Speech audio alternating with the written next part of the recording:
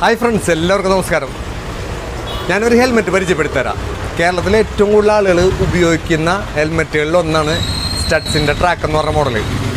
അത് കമ്പനിക്കാർ, two wheeler കമ്പനിക്കാർ വണ്ടി മേടിക്കുമ്പോൾ ഫ്രീ ആയിട്ട് കൊടുക്കുന്ന ഒരു ഹെൽമെറ്റാണത്. അപ്പോൾ അതിന് വരുന്ന കംപ്ലയിൻസുകളും അതെങ്ങനെ പരിഹരിക്കാൻ പറ്റുമെന്നൊക്കെ നമുക്ക് നോക്കാം. അപ്പോൾ ഇതാണ് ആ ഹെൽമെറ്റ്. ഇതാണ് ഹോണ്ട ആക്റ്റീവൊക്കെ കൊടുക്കുന്ന ഹെൽമെറ്റാണ് ഇതിട്ടാ.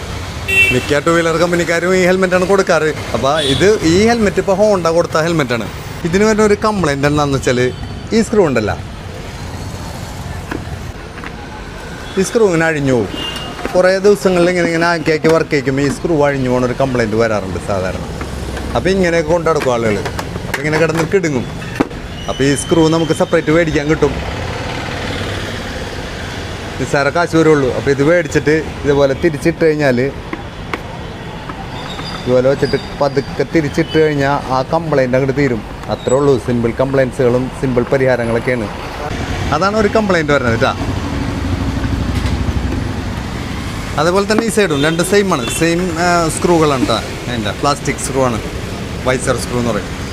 പിന്നെ വരുന്ന കംപ്ലയിൻസുകൾ ഇത് ഭയങ്കരമായിട്ട് സ്ക്രാച്ച് ആവും. ഗ്ലാസ് ഭയങ്കരമായിട്ട് സ്ക്രാച്ചായിട്ട് നമുക്കൊന്നും കാണാൻ പറ്റാത്ത അവസ്ഥ വരും. പിന്നെ നല്ല വെയിലത്തൊക്കെ ഉപയോഗിക്കാനാണെങ്കിൽ അതിൻ്റെ ബ്ലാക്ക് ഗ്ലാസും വരുന്നുണ്ട് കേട്ടോ.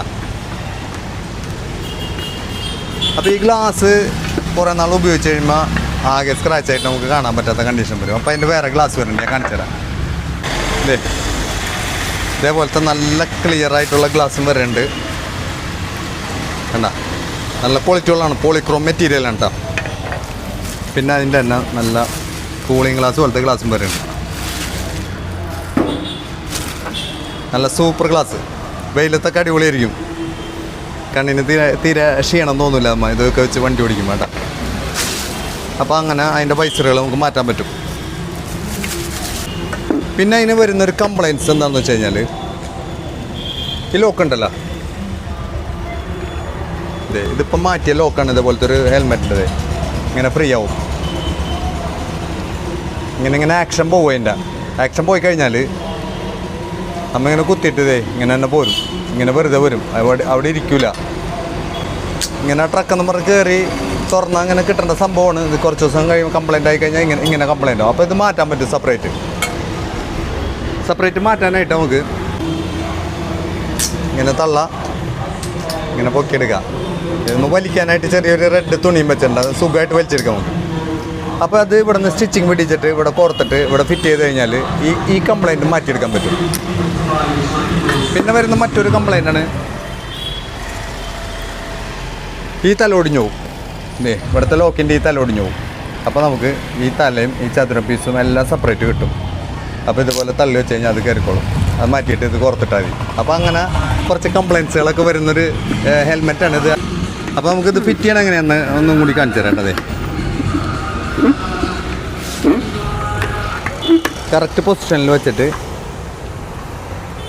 ഇവിടുത്തെ പതുക്കം തിരിച്ചു കൊടുത്തു കഴിഞ്ഞാൽ അത് കയറിക്കോളും.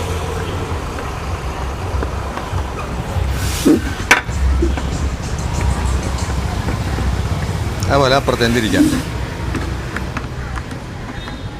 പിന്നെ വരുന്നൊരു കംപ്ലയിൻ്റാണ് ഇതിൻ്റെ കുഷ്യൻ്റെ ഇത് ആകെ മുഷിഞ്ഞിട്ട് വരുന്ന കംപ്ലയിൻറ്റുകൾ. കുഷ്യൻ മൊത്തം മുഷിഞ്ഞ് നമുക്ക് ഉപയോഗിക്കാൻ പറ്റാത്ത കണ്ടീഷൻ വരും. അങ്ങനെ വരികയാണെങ്കിൽ ഈ പീസൊക്കെ സെപ്പറേറ്റ് നമ്മൾ ഉണ്ടാക്കിയെടുത്ത് ഇതുപോലെ കുഷ്യൻ ഷീറ്റ് മൊത്തം മാറ്റേണ്ടി വരും. അതും ചെയ്യാൻ പറ്റും. അത് ഇത്തിരി എക്സ്പെൻസീവാണ്, അതുകൊണ്ട് അത് പലരും ചെയ്യാറില്ല. അപ്പോൾ ഇങ്ങനെയാണ് സ്റ്റഡ്സ് ട്രാക്കിൻ്റെ വിശേഷങ്ങൾ. അപ്പോൾ എല്ലാവർക്കും നന്ദി, നമസ്കാരം.